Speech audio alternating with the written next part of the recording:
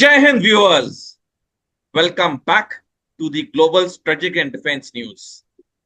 Today we are going to discuss a very important topic with a very eminent personality. Viewers, if you remember during Operation Sindoor Phase 1, because the operation is still ongoing, so it will be correct to say Phase 1. During the ongoing Operation Sindoor in May this year, we heard the term multi-domain operations many times. And like most of you, I too was totally clueless what this exactly means. So I approached a very eminent personality, Group Captain Johnson Chacko, to explain to all of us what this entire multi-domain operation means. Now, Group Captain Chacko is a very experienced fighter pilot of the Indian Air Force who was commissioned in 1975 in the offensive operations stream of the Indian Air Force, the fighter stream. He has been the directing staff in the prestigious Defense Services Staff College in Wellington. He has been a battalion commander in the National Defense Academy. He has been deputy commandant in the Air Force Academy, Hyderabad, amongst a plethora of very reputed, staff and command assignments that he has rendered in his very distinguished service. And what is something more important that I would like to tell you about the Air Force veteran is that he is from the same squadron that I am, that is the Foxtrot Squadron of NDA. So there is a very strong bond between me and Chacko sir. And I am really very indebted that Group Captain Chacko sir has taken out so much of his valuable time to come and explain to us about all this concept. First of all, Group Captain Johnson Chacko sir, a very warm welcome to the Candid Conversation on the Global Strategic and Defense News. Thank you very much, Colonel Sodi. I shall try and live up to your expectations. Welcome, sir. So my first question is, can you please explain to us what is multi-domain operations? Yes, we are in the era of multi-domain operations. Traditionally, the domains were on the land, the sea, and the air. So it was basically, we had three armed forces, which is the Army, Navy, and the Air Force, which looked after these three independent domains, so to say. Now we have many more domains to look into, they being space, cyber, maritime, and electronic warfare. So when you add up all these things, then you have a multi-domain operations which are in force. So every domain has its complexities. When you come to multi-domain air operations, we have the air aspect, which traditionally looks after the counter air,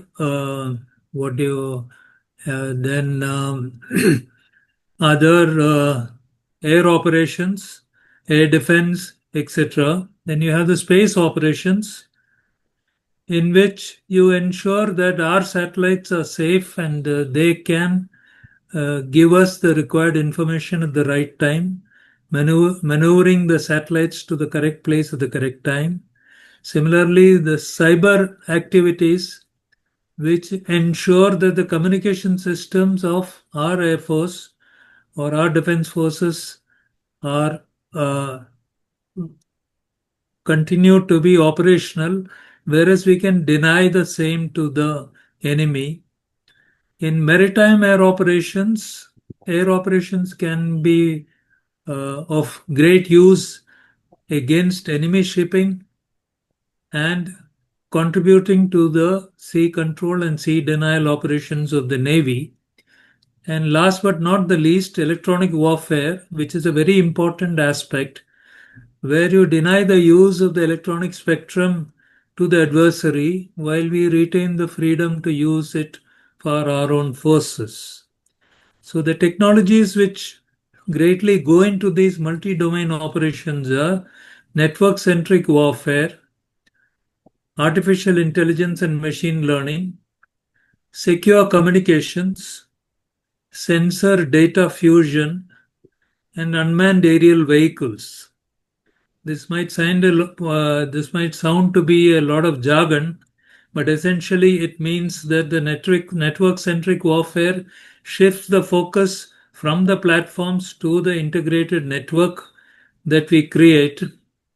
Artificial intelligence and machine learning is basically using these tools to ensure that your decision cycle is short and everything is presented the way you want it so that you can take decisions.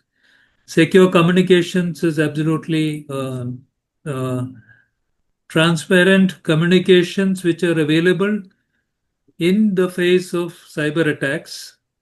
Sensor data fusion is there are a lot of sensors which give you a lot of data.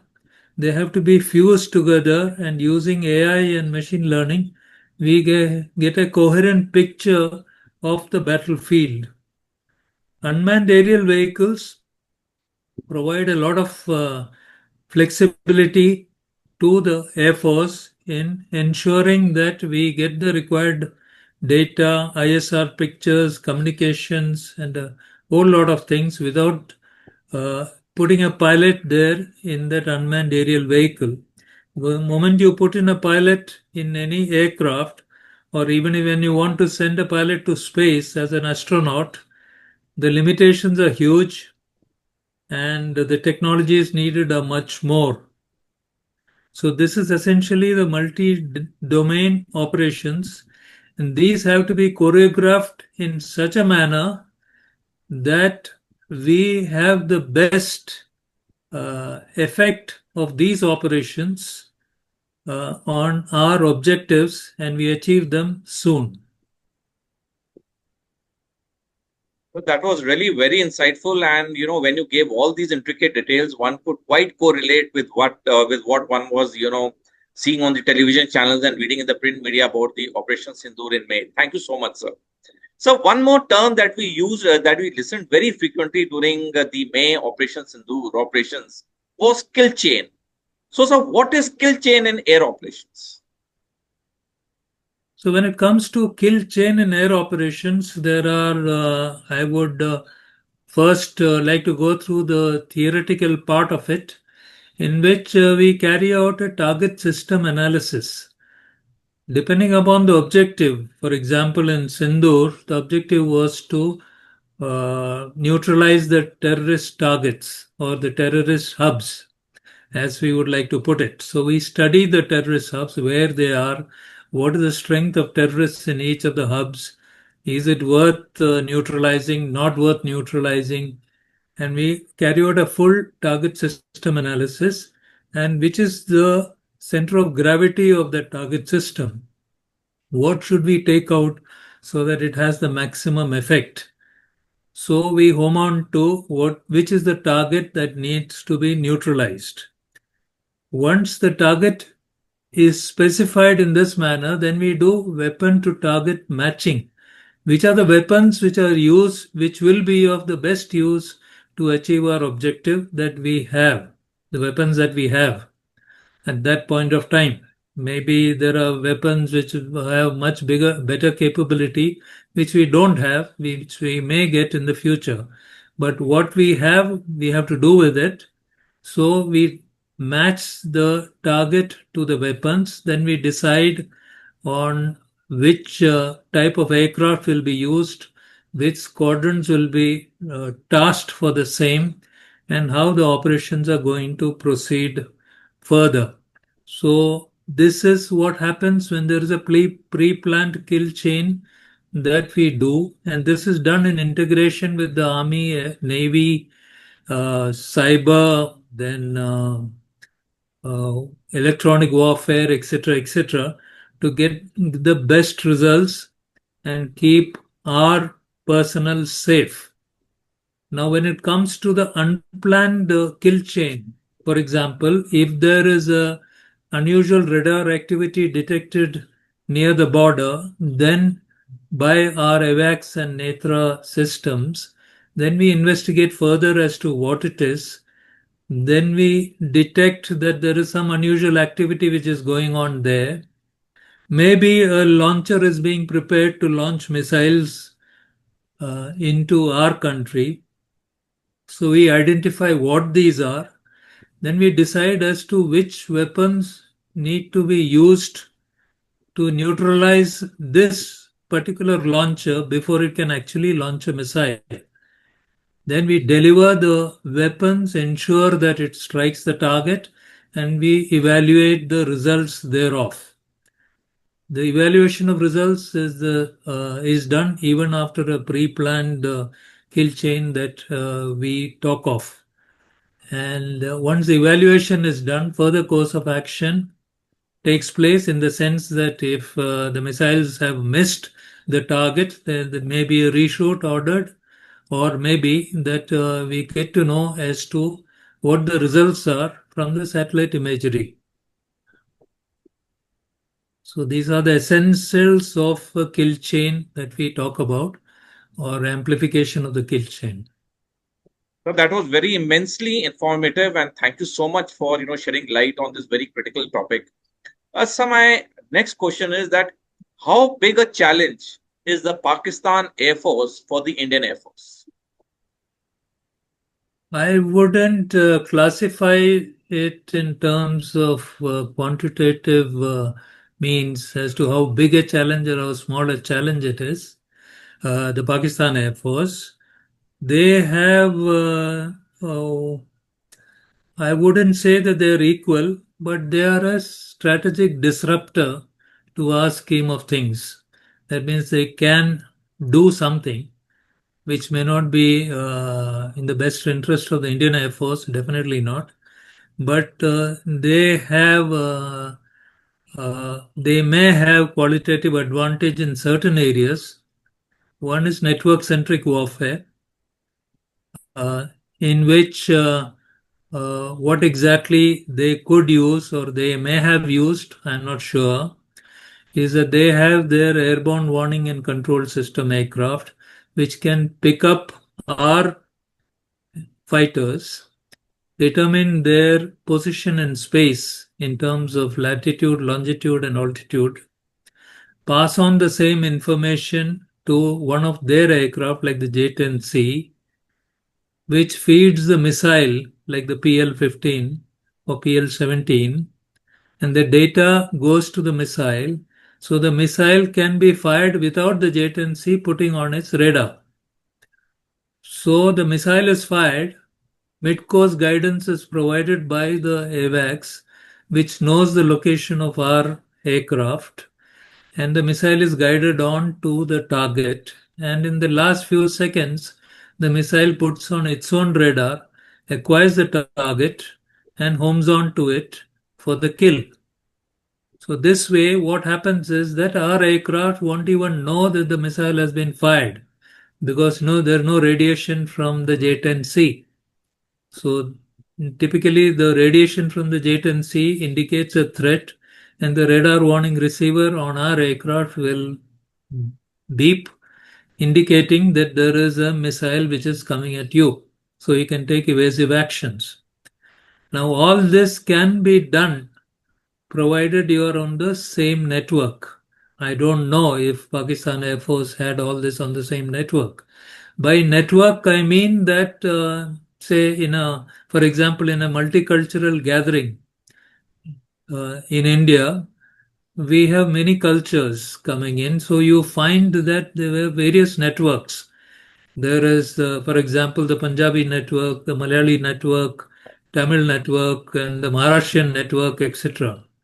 So they form a network where the ice need not be broken, and they get into work in a similar fashion. And the basic reason for them to get together as a network is the language.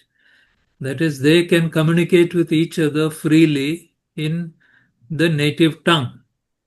So basically, when you talk about network centric warfare, we need to ensure that the AWACS, the fighter, and the missile can talk to each other in a language that they know.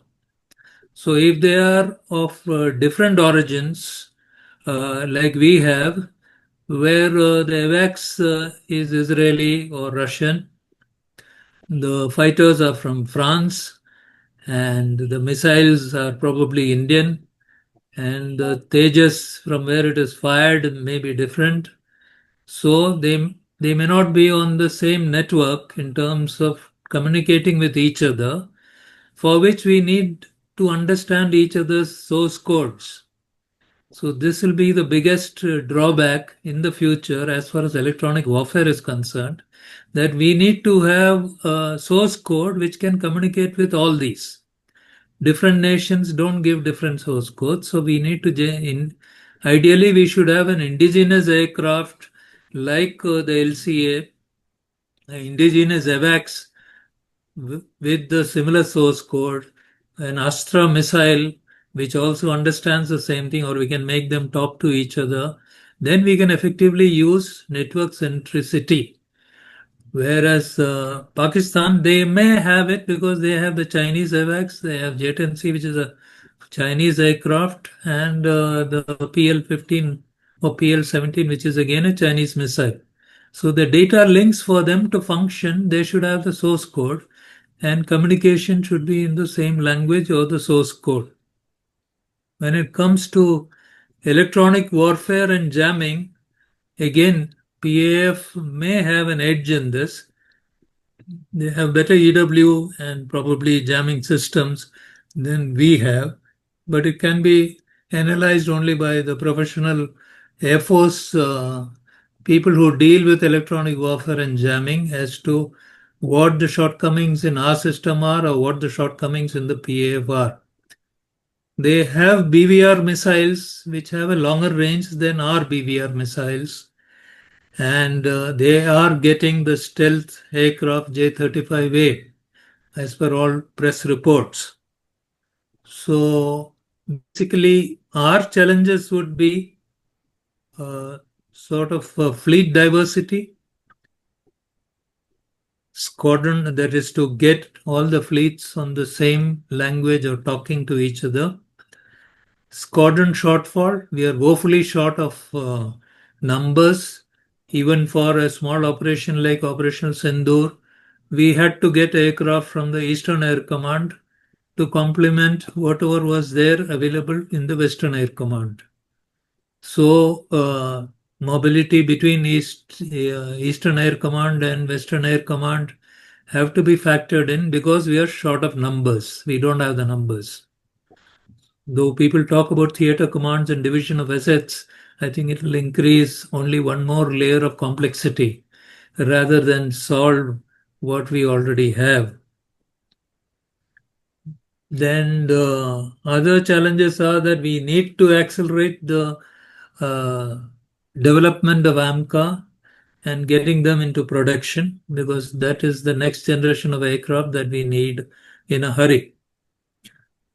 So I would say that PAF is not an equal competitor or equal in terms of the power it can project against the Indian Air Force, but is definitely a strategic disruptor as of today. It can disrupt our scheme of things. So my student, respect to you for explaining such a complex topic in such a easy manner, by bringing in the diversity factor and various, the languages thing which you spoke. Really, you explained it so pretty well. So thank you so much. So how much is a challenge the combined aerial strength of the Pakistani Air Force and the Chinese Air Force for the Indian Air Force? Yeah, a lot of commentators mistake the strength of the aircraft that an Air Force has with its capability. Capability depends upon the individuals who fly those aeroplanes and the system that integrates it into the AVAX, etc., etc. Network centricity. So even if you have larger numbers and you have uh, uh, what do you call pilots who may not be very experienced or very smart with the use of the weapon systems that they've got, you may find that a larger number does not help, like we have seen in Arab-Israeli wars, which have happened in the past. So, with in a limited conflict, Yes, the combined strength of Pakistan and China can do significant damage to our air assets and our vital actions, vital areas, and vital points. When they combine, the complexity of the combat increases. That is all what I would like to say at this stage, because we need the numbers, we need enhancement of our capability. There is no doubt that the capability of our pilots are beyond par, in the sense that when the Americans came to India for the first time and had an exercise known as the COPE India 2003, the Indian Air Force, in a simulated exercise, could shoot down, excuse me, all the American aircraft in less than 1.5 minutes of combat. So that is a level of strength that the Indian Air Force has. Even though the American USAF squadron commander was told in the Pentagon, this is more like an Iraqi pea shoot. Go enjoy the trip and have a nice trip to Taj Mahal. That is what he was told in his briefing at Pentagon. But when he came here, he found that it's a different cup of tea. And soon afterwards, American press was all over American press were articles that if we need to beat the Indian Air Force, we need to have the F-22, which was under development at that stage. And they said we need to have it in a hurry. Otherwise, we can't take on the Indian Air Force. So that was the level of shock that the USAF had with the encounter with the Indian Air Force. So it is a combination of the number of aircraft, the pilots' training, and the ability of the pilots to change tactics mid-air, leadership in the air. There are a lot of factors which play into what the result will be, even if the numbers are asymmetric. That was very educative, and the you know trivia or the anecdote that you told about the American Air Force was really such a big morale booster. And I totally agree with you, sir, that the Indian Air Force has the best fighter pilots in the world, and you are one of them, sir. So my last question, taking a little liberty from you being a junior Foxy. So I'm taking liberty of asking a personal question, to you. That's a, can you please explain about your, incredible fight back as a cancer survivor? Oh, that's. I had cancer in the sense that there was an internal bleed, and when they did the scan with the dye, they found the dye going more into the gallbladder than anywhere else. So the gastrointestinal surgeon ordered removal of the gallbladder immediately. And when they opened it out, they found a tumor inside, which was cancerous. So that is how the discovery took place, that I am afflicted with cancer. Moreover, the cancer had penetrated the walls of the gallbladder, so they had to do another operation to remove the sides, remove the liver, which was in areas of the liver which is enclosing the gallbladder, assuming that it may have invaded the liver. But luckily, there was no invasion in the liver. Thereafter, I went through the protocol of chemo, etc., etc. But what I found alarming, I would say, is that there were quite a few who started sending me messages as if they were preparing me for the next step of going up further than what I've flown. Okay, so I had to tell them politely, I'm in no mood to go up now. So please refrain from beaming this to me.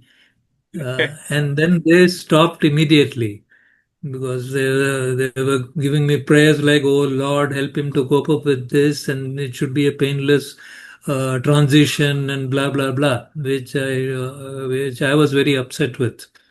Okay, so that is one. Secondly, social interaction reduced because the immunity level was low. I was advised to reduce the social interaction.